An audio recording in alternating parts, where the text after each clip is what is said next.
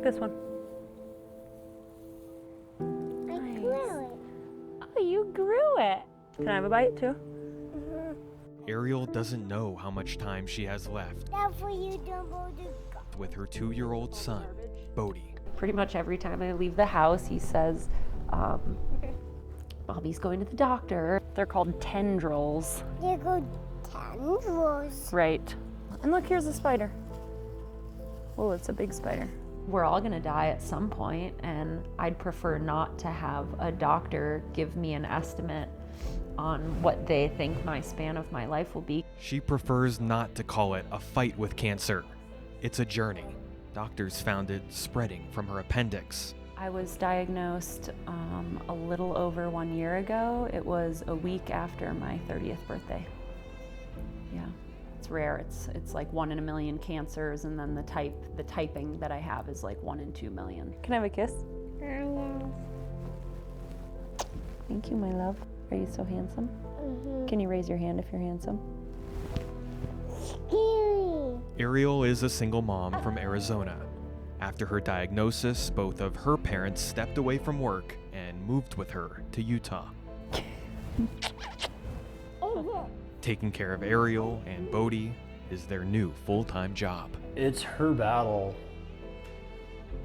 and I wish I could take it from her. With my type of cancer, they don't really use words, unfortunately, like remission or like cure. So what we hope for is a longer life, at least for me, a longer life. Doctors say perhaps her only path forward is a treatment called PIPAC. It's not FDA approved, but is going through clinical trials. Ariel is a perfect candidate.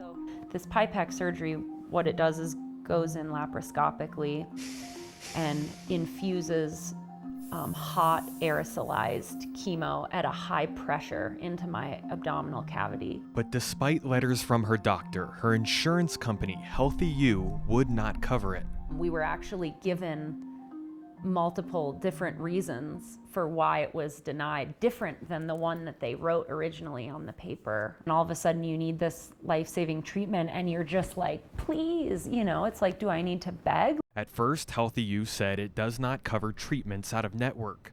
Then she called and was told it was an issue with the paperwork. So she appealed and was denied again. They don't cover investigational or experimental treatments. This is now the third different excuse you've been given. A third different excuse. This whole time, both of her parents, who, by the way, work in the medical field, kept researching. Show me the hoop, I'll jump through it. Show me the next hoop, I'll jump through it. Then, finally, a breakthrough. They found a new federal law requiring insurance companies to cover clinical trials, starting January 1st, 2022.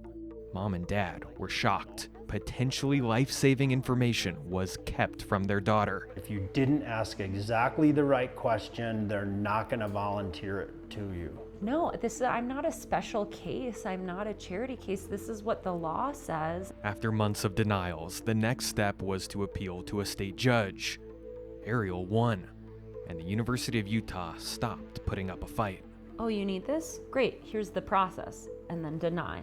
And then, try again, deny, try again, deny. And then you get to a hearing in front of a judge and everyone goes, oh, yeah, we are required to cover it. Okay, we'll cover it. Representatives for Healthy You said they did not know about the Clinical Treatment Act until days before the hearing, and that they kept denying because they weren't sure who's supposed to foot the bill. I genuinely don't think that people knew about this law. But it's not your job to know.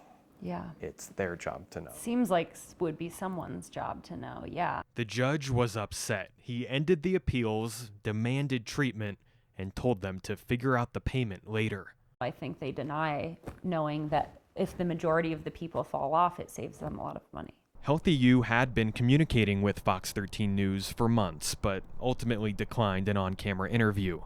Instead, they sent us an email, which reads, in part, "Our goal in attending the hearing in this case was to seek clarification about federal law and policy updates recently announced by Utah Medicaid." But it's not like the hearing was optional. They were required to attend. Healthy U also said it couldn't approve anyone until July, when the state implemented policy. We asked if that was true. When they say they didn't know how it's supposed to work, should they have known? Yeah, let's talk through the process. Jen Strohecker, Utah's Medicaid director, says the Department of Health received guidance from the federal government in December and April, implemented state policy, and sent out a bulletin to each of Utah's 4 Medicaid providers in July. I believe that we acted very timely. Policy development does take some time, and it's important that it goes through these steps so that it's done properly. Is there anything you would say to patients that feel like for every month that goes by, their life expectancy goes down? That's a tough question. Our processes that we work through at a state level can seem very confusing and convoluted from the patient perspective, right? And I understand that. You just put it in here. Ariel received her first PIPAC treatment in August. She's not sure who else had to either fight with insurance companies or give up. You put stuff in that. How many patients were denied for something that they retroactively ended up being eligible for under this Clinical Treatment Act? I can't answer that question. Is that something your office is interested in researching? I mean, we could. Can I have a kiss on the nose? Sometimes it's dark. Do you think about dying? Yeah, a lot.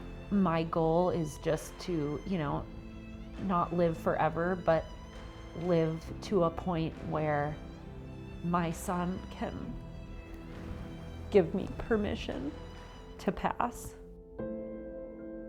We asked all 4 of Utah's Medicaid providers the same question. How many patients like Ariel were denied as the state tried to figure out how to implement this new law? And were any of them given information about the Clinical Treatment Act?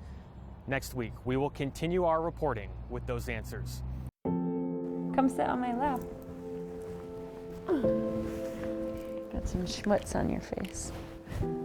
Last week, we introduced you to Ariel Mierendorf, a single mother and stage 4 cancer patient. Her family spent months of time and energy fighting her insurance company, Healthy U, for a treatment the federal government said she was legally entitled to receive, thanks to a law known as the Clinical Treatment Act. I think it's necessary to have hope if you want to heal. To cover patients like Ariel, it took Utah 8 months to implement state policy consistent with the federal law. You just put it in here. Now she is receiving potentially life-saving care, but is not sure if the delay will affect her life. When a doctor tells me no or insurance tells me no, many people just sit back and say, oh, okay, this is just how it is. This is what I'm told. How are people supposed to know to appeal? There's certainly an opportunity to research this. Because of that interview, the Department of Health started looking at all denials from January to July 2022. They say there weren't any other patients like Ariel who were denied. We also asked the same question to all 4 of Utah's Medicaid providers. Select Health, Healthy U, and Health Choice say they also performed the same search and gave us the same answer. Molina Healthcare said it was not aware of any other patients like Ariel, but would not say whether it conducted a search. She's wondering, why did I have to wait nearly 8 months for me to get potentially life-saving treatment? I believe that we acted very timely. But now, according to a new email we received from the federal government, they believe individual states could have been ready to cover patients like Ariel on January 1st, 2022. The Utah Department of Health says that might be technically true, but not practical. I feel that this policy followed a traditional pathway. We are now in the process of asking the other 49 states if they took just as long as Utah to start getting patients the care they need. I'm not afraid of dying. I'm not even really afraid of the pain. I'm just really afraid that it'll be too soon for him. Reporting in Salt Lake City, Adam Herbets, Fox 13 News, Utah.